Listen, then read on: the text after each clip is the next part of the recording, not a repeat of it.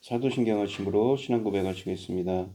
전능하사 천지를 만드신 하나님 아버지를 내가 믿사오며 그 외아들 우리 주 예수 그리스도를 믿사오니 이는 성령으로 잉태하사 동정녀 마리아에게 나시고 본디오 빌라도에게 고난을 받으사 십자가에 못 박혀 죽으시고 장사한 지 사흘 만에 죽은 자 가운데서 다시 살아나시며 하늘에 오르사 전능하신 하나님 우편에 앉아 계시다가 저리로서 산자와 죽은 자를 심판하러 오시리라.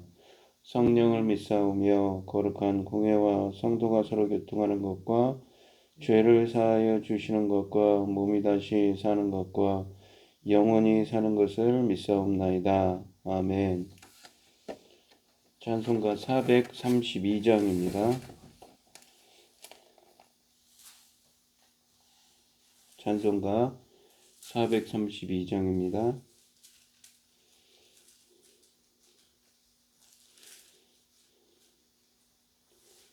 큰 물결이 설레는 어두운 바다 저 등대의 불빛도 희미한데 이 풍랑에 배 저항해 하는 이 작은 배사공은 주님이라.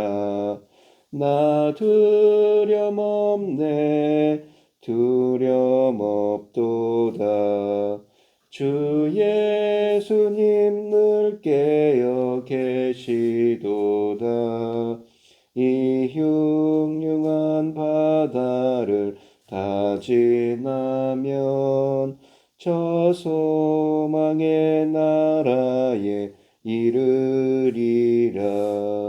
큰 풍랑이 헤이배를 위협하며 저 깊은 물이 벌려 달려드나 이 바다에 노저항해하는 이 작은 배사공은 주님이라. 나 두려움없네 두려움없도다. 주 예수님 늘 함께 계시도다. 이 흉흉한 바다를 다 지나면 저 소망의 나라에 이르리라. 큰 소리로 물결을 명하시면 이 바다는 고요히 잠자리라. 저 동력이 환하게 밝아올 때 나 주 함께 이 바다 건너가리. 나 두려움없네 두려움없도다. 주 예수님 늘 깨어 계시도다. 이 흉흉한 바다를 다 지나면 저 소망의 나라에 이르리라. 아멘. 오늘 함께 하실 하나님의 말씀은 출애굽기 1장 1절로 22절 말씀입니다. 출애굽기 1장 1절로 22절입니다. 구약성경 82쪽에 있습니다.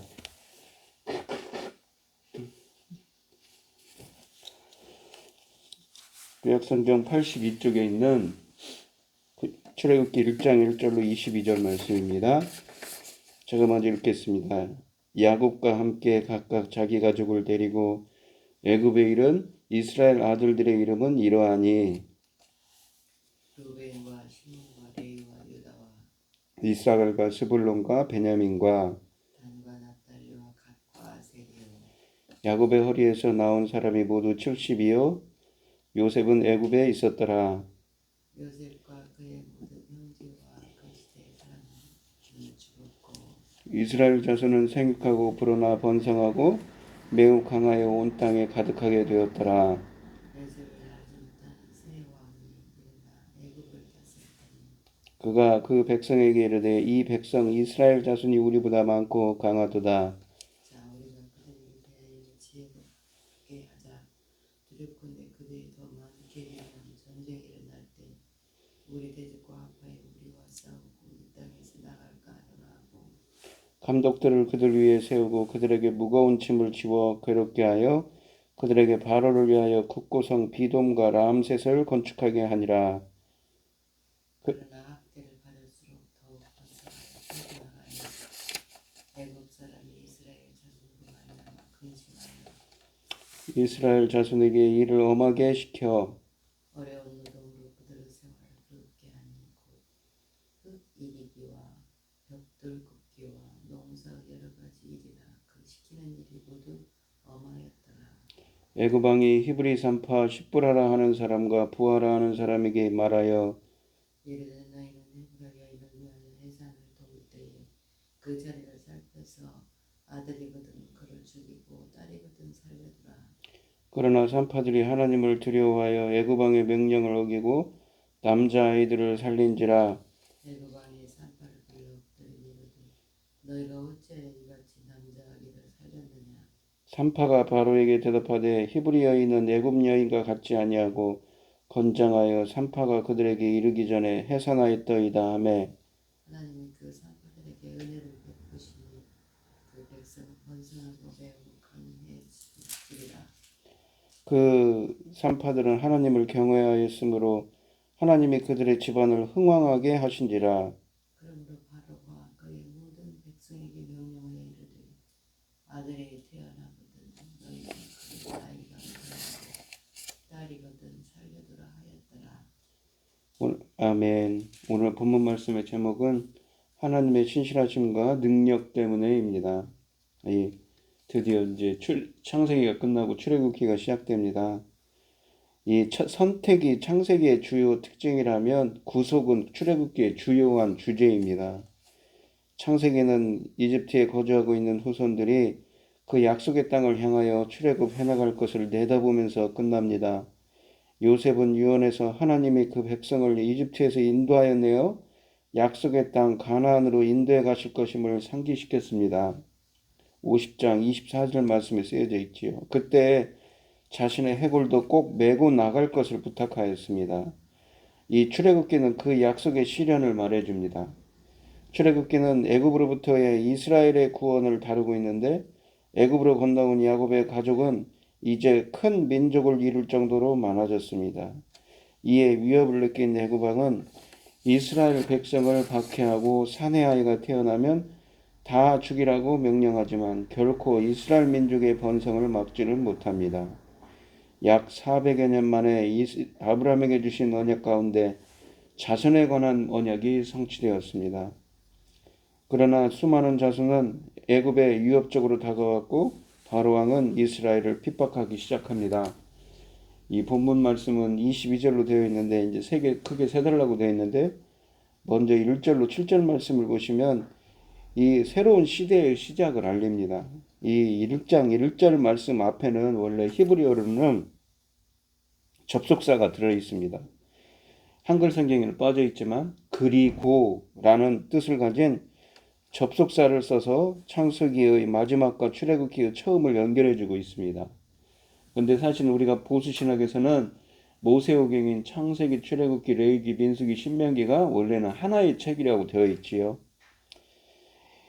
이 창세기와 출애굽기는 그리고라는 이 접속사로 연결됩니다. 이는 출애굽기가 창세기와 동떨어진 책이 아니라 창세기와 연결되어 야곱의 아들들을 통하여 새로운 시대가 시작되고 있음을 보여주려 한 것입니다. 7절 말씀을 보시면 이 몇백 년의 시간 동안 야곱의 두 아들과 그 부양 가족들이 하나의 큰 민족으로 성장한 것을 언급합니다. 7절 말씀을 보시면 아브람 자손은 생육하고 불어나 번성하고 매우 강하여 온 땅에 가득하게 되었더라 라고 되어 있습니다. 우리가 가진 성경 속에는 몇백 년 동안의 계시의 공백이 존재하는 경우가 딱 두 번 있습니다. 한 번은 구약과 신약 사이에 이 몇백 년의 공백이 있습니다. 그리고 다른 한 번은 이 출애굽기의 첫 단원입니다. 여기에도 역시 신구약 사이의 신약 구약 성경 사이의 공백과 비슷한 정도의 계시의 여백이 존재한다고 합니다. 본문에서 이 여백의 기간 동안에 일어난 일을 두 가지 언급합니다. 첫째, 요셉 시대의 사람은 모두 다 죽었다는 것이고, 둘째, 이스라엘 자손이 애굽 온 땅에 가득하게 되었다는 것입니다. 이처럼 출애굽기는 무심하게 몇백 년의 기간을 건너뛰어 버리는 것 같지만 사실 성경 본문은 이 기간을 결코 무의미한 기간으로 묘사하고 있지는 않습니다. 1절과 7절의 이 분의 이스라엘이라는 어구가 중요합니다. 이 어구는 1절에서는 이스라엘의 아들들이라고 번역되어 있습니다. 그리고 7절에서는 이스라엘 자손이라고 똑같은 말인데 이스라엘 자손이라고 번역되어 있습니다. 한국어 성경으로는 다르지만 히브리어 원문으로는 동일합니다. 히브리어 명사 벤, 아들이라는 이것의 복수형은 문맥에 따라 아들들을 의미할 수도 있고 민족 혹은 나라를 나라란 의미에서 자손을 의미할 수도 있기 때문입니다. 이 동일한 어구를 가지고 1절에서는 이스라엘, 즉 야곱의 아들들이란 뜻으로 사용하였습니다. 그리고 7절에서는 이스라엘 민족이라는 의미로 사용하였습니다. 이렇게 동일한 어구를 사용함으로써 이 짧은 단원 이 문단 내에서 야곱의 아들들로 구성된 한 가족이 하나의 민족으로서의 이스라엘로 변모한 것을 우리는 나타내주고 있습니다. 한 가족이 한 민족으로 변모되는 발전을 이루었다는 점에서 이 본문이 담고 있는 몇백 년의 기간은 결코 무의미한 시간이 아니었습니다. 수백 년의 시간 동안 하나님께서 창세기 전체에 걸쳐서 지속적으로 약속하셨던 생육과 번성의 모든 축복들을 이스라엘이 모두 성취했다는 것을 의미하기 때문입니다. 그러므로 이 본문이 비록 이 짧은 몇 절을 가지고 몇백 년이나 되는 시간의 공간을 뛰어넘고 있긴 하지만 이 기간은 결코 의미가 없는 허무한 기간은 아니었습니다. 이 기간은 한 가족이 한 큰 민족으로 바뀌는 기간이었고 이스라엘이 하나님의 창조 명령과 조상들의 모든 축복을 성취하는 기간이었습니다. 즉 생략된 몇백 년의 기간은 하나님이 섭리하시는 기간이었고 하나님의 뜻을 성취해 나가시는 기간이었습니다. 하나님이 이처럼 이 기간 동안 야곱의 자손들에게 특별한 섭리를 베푸셨다는 점을 이 사도행전 7장 17절에서는 이렇게 말합니다. 아브라함에게 약속하신 때가 가까우매 이스라엘 백성이 애굽에서 번성하여 많아졌더니 이 여백의 시간은 그냥 흘러간 시간이 아니라 분명히 하나님께서 아브라함에게 약속하신 때를 향해 나아가는 방향성을 가진 기간이었습니다. 그리고 그 정해진 때가 되었을 때 이스라엘은 하나님의 계획을 따라 번성하여 많아졌던 것입니다. 이 기간은 분명히 하나님의 목적을 가진 시간이며 결코 무의미한 시간이 아니었습니다. 만물의 주제이신 하나님은 신실하신 분으로서 말씀하신 것을 꼭 이루시는 분입니다. 살아계신 하나님이시니 신실하신 하나님이시니 능력의 하나님이십니다. 그래서 가능했던 것이지요. 먼저 우리를 향하신 하나님의 뜻이 무엇인지 여쭙고 하나님의 뜻이 우리에게 이루어지도록 섭리해 달라고 기도하는 여러분들이 되시길 바랍니다. 이 두 번째 단락은 8절로 14절 말씀인데 억압에도 번성하는 이스라엘이 이 본문 속에 들어 있습니다. 요셉과 형제들이 죽은 후에 얼마나 시간이 흘렀을까요? 이집트에 요셉을 알지 못하는 새 왕이 등장했다고 8절 말씀에 쓰여져 있습니다. 출애굽기에서는 처음으로 등장하는 알다라는 동사는 이 책 안에서 매우 중요한 단어입니다. 이 단어는 이 출애굽기 내에서 1장부터 14장에서 20차례나 사용되는데 이 동사는 잘 아시듯이 그냥 피상적으로 아는 것이 아니라 체험적이고 주관적으로 경험적으로 아는 것입니다. 누구를 안다는 것은 곧 그 사람과의 접촉, 친밀함, 이 관계 등을 통해 체험적으로 알고 있음을 의미하는 것입니다. 이집트의 새 왕은 요셉을 전혀 경험하지 못했고 그가 이집트를 위해 어떤 일을 했는가에 대해 관심도 없는 사람이었습니다. 그렇다면 왜 새 왕은 요셉을 알지 못했을까요? 요셉 시대로부터 많은 세월이 흘러서 있을까요? 그 이유를 다른 곳에서 본문은 찾습니다. 새 왕이 일어났다는 것은 새로운 왕조가 시작되었음을 뜻합니다. 왕조가 바뀌지 않고 왕만 바뀔 경우에는 성경이 대체로 즉위하다라는 동사를 사용하지 일어나다라는 동사를 사용하지는 않기 때문이지요. 그런데 이 날로 번창해가는 이스라엘을 보면서 위협을 느낀 이집트 사람들은 그들의 숫자를 제한하고 영향력을 최소화하기에 야곱의 후손을 이 노예로 부리며 갖은 학대를 가했습니다. 이스라엘이 민족, 백성으로 불리기는 이곳이 처음입니다. 이 이집트로 내려갈 때 남자의 수가 70명에 불과했던 야곱의 후손이 400여 년 만에 한 민족을 이룰 정도로 급성장한 것이지요. 성경은 자손의 번성은 분명 하나님의 축복이라고 합니다. 야곱의 자손은 하나님의 축복 아래 매우 크게 번성한 것입니다. 그러나 그들이 누리는 하나님의 축복이 화근이 되어 이집트 사람에게 혹독한 고통을 당하게 되었다는 사실이 참 아이러니한 일입니다. 그들이 하나님의 축복을 받지 않았다면, 자손이 이 기하급수적으로 번성하지 않았다면 이 이집트 사람이 괴롭히지 않았을 것이기 때문입니다. 이 요셉을 알지 못하는 이집트의 새 왕은 두려움으로 이집트 사람을 설득했습니다. 이 백성 이스라엘 자손이 우리보다 많고 강하도다 라고 구절에 쓰여져 있습니다. 바로는 이스라엘의 번성을 우려하는 이집트 백성에게 낭패를 경험하지 않으려거든 이스라엘을 지혜롭게 대하라고 합니다. 어떻게 하는 것이 이스라엘을 지혜롭게 대하는 것입니까? 그는 폭력과 억압으로 이스라엘 자손을 짓밟는 것이 그들을 지혜롭게 대하는 것이라고 합니다. 옛적에 한 바로는 이 요셉이 가지고 있는 지혜를 보았습니다. 그러나 과거의 역사와 요셉에 대한 지식이 없는 이 왕은 억압과 폭력을 지혜라고 합니다. 그는 지혜를 교활한 술책으로 전락시켜 버렸습니다. 바로가 걱정했던 것은 전쟁 시에 이스라엘의 반역과 도주였습니다. 전쟁이 일어날 때에 우리 대적과 합하여 우리와 싸우고 이 땅에서 나갈까 하노라. 그가 이스라엘에게는 이집트를 점령할 능력이 없다는 생각에서 이런 말을 하는 것인지는 확실하지 않습니다.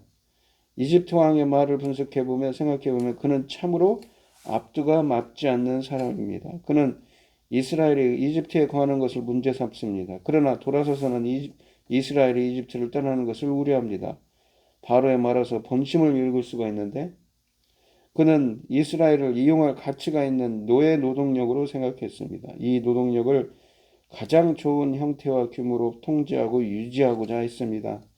그러므로 그는 이스라엘이 너무 큰 백성이 되는 것을 원치 않으며 그들이 이집트를 떠나는 것은 더더욱 원치 않았습니다. 이스라엘의 규모를 착취하고 억압하기 가장 좋은 수준으로 유지하고 싶었을 뿐입니다. 즉 왕이 추구하는 것은 통제입니다.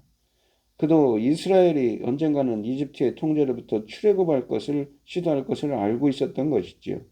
바로는 이스라엘을 잡아두고 영원히 노예로 부려먹겠다는 목적을 달성하기 위해 이스라엘 자손을 괴롭게 하고 엄하게 하였다고 이 11절부터 14절 말씀에 쓰여져 있습니다. 두 단어는 하나님이 창세기 15장에서 아브라함에게 주셨던 자손에 대한 말씀 중에 이미 예언된 말씀입니다. 내 자손이 이방에서 계기되어 그들을 섬기겠고 그들은 400년 동안 내 자손을 괴롭히리니 15장 13절 말씀에 쓰여져 있습니다. 출애굽 이야기는 하나님이 오래전에 예고하신 말씀의 성취에 불과합니다. 이러한 사실을 깨닫는다면 우리는 이미 이 책의 마지막을 짐작할 수가 있습니다. 이스라엘에 대한 이집트의 억압과 착취는 주의 백성에게 해방의 서공인 것입니다. 훗날 모세는 바로와의 대결에서 이스라엘이 하나님을 섬기기 위해서는 노예가 되어 바로를 위해 일하는 것을 그만둬야 한다는 점을 누누이 강조합니다. 이스라엘은 탈출과 자유라는 아름다움을 창조하기에 몸부림치기 시작했습니다. 바로는 어떻게 이스라엘을 괴롭게 하고 엄하게 되었는가요? 이스라엘을 비동과 라암셋을 건설하는 일에 동원했습니다. 이 도시들은 바로의 곡식을 저장하는 국구성이었습니다. 바로는 이 과정에서 본의 아니게 하나님이 아브라함에게 주신 내 자손이 땅의 티끌처럼 하늘의 바닷가의 모래처럼 하늘의 별처럼 많아질 것이다 라는 축복의 도전장을 내밉니다. 바로는 이스라엘의 왕이신 하나님 여호와의 축복을 막을 수 있을까요? 결론은 이미 뻔한 것이 아닌가요? 바로가 하나님의 축복이 자기 백성에게 임하는 것을 어느 정도 방해할 수 있을지는 몰라도 절대로 차단할 수는 없습니다. 이미 하나님과 바로의 대결 결과는 정해진 것이지요. 잡초는 만을 밟을수록 더 번지고 성장하는 것처럼 이스라엘도 가진 억압을 받을수록 번성해 갔습니다. 아무리 억압해도 이스라엘이 계속 번성하자 이집트 사람은 이스라엘 백성을 더 가혹하게 대했습니다. 아무리 가혹하게 굴어도 이스라엘이 번성하는 것은 막을 길이 없었습니다. 이 15절로 22절 말씀을 보시면 심한 노역으로도 이스라엘의 수가 점점 증가하자 바로는 이제 가장 혹독하고도 잔인한 탄압 정책을 쓰기 시작했는데 그것은 이스라엘의 신생아 중에 남자아이를 모두 죽이라는 명령이었습니다.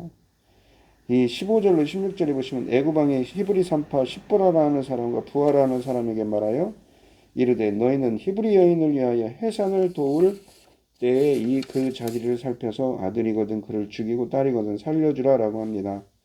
이 자리라는 말은 에브나임이라는 히브리어에 있는데 생식기를 뜻하는 말입니다.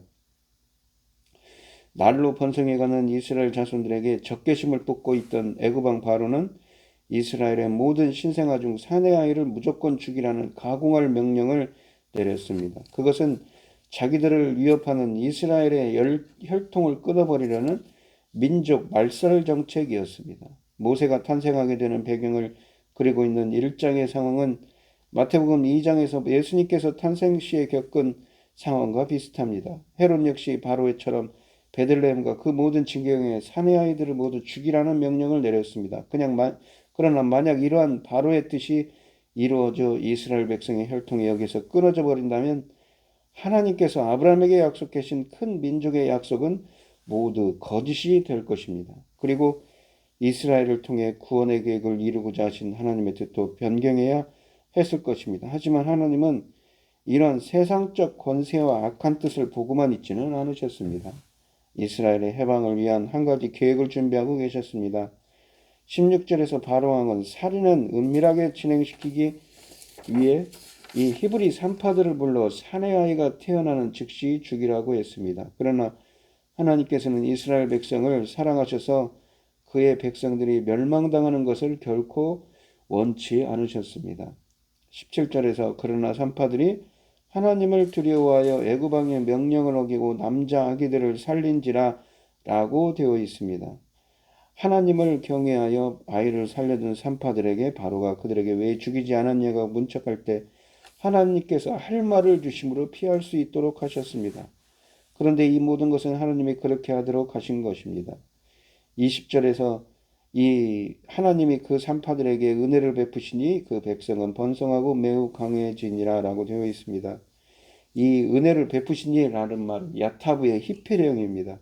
그러니까 이 선을 행하게 했다는 것이죠. 하나님이 그 산파들로 하여금 은혜를 베푸셨다는 것은 원문으로 선을 행하도록 하셨다는 것입니다. 하나님께서 산파들에게 하나님의 기뻐하시는 뜻, 선을 행하도록 만드셔서 하나님을 경외한 산파들이 순종하여서 남자아이들을 살려둔 것입니다. 이처럼 하나님께서는 그의 백성을 어떤 순간에도 보호하시고 시험당할 즈음에 피할 길을 열어주십니다. 그러나 우리는 때때로 눈앞의 어려움 때문에 은밀히 도우시는 하나님의 손길을 종종 잃어버릴 때가 많습니다. 그것은 우리가 믿음이 부족하기 때문이지요. 이제 애굽의 흉계 속에서 이스라엘을 지키셨던 하나님의 역사를 통해 우리는 우리의 신앙과 믿음을 점검해 봐야 할 것입니다. 21절로 22절 말씀해 보시면 그 산파들은 하나님을 경외함으로써 하나님이 그들의 집안을 흥왕하게 하신지라. 그러므로 바로가 그의 모든 백성에게 명령하여 내 아들이 태어나거든 너희는 그를 나일강에 던지고 딸이거든 살려두라 하였더라. 이 경외하다는 것은 야레라고 해서 이 한자로 되어 있는 제대로 번역을 했는데 마치 부모님을 공경하고 하나님을 두려워하라는 것이지요. 하나님께서 산파들에게 하나님이 기뻐하시는 뜻 그러니까 선을 행하도록 만드셨고 하나님을 경외한 산파들이 순종하여서 남자아이들을 살려둔 것입니다. 하나님을 경외하는 자는 어떤 사람들입니까? 바로 하나님의 기뻐하시는 뜻, 선을 행하는 순종하는 자입니다. 본문에 나오는 산파들을 잘 살펴봅시다. 그들은 바로 왕으로부터 사내 아이가 태어나면 즉시 죽이라는 명령을 받았습니다. 그러나 그들은 하나님이 선을 행하도록 하셨고 이에 하나님을 두려워하여 왕의 명을 어겼습니다. 그들은 하나님을 왕보다 더 경외하였던 것입니다. 사실 애굽의 왕처럼 그 권세가 하늘을 찌를 듯이 높고 화려한 왕도 아마 없을 것입니다.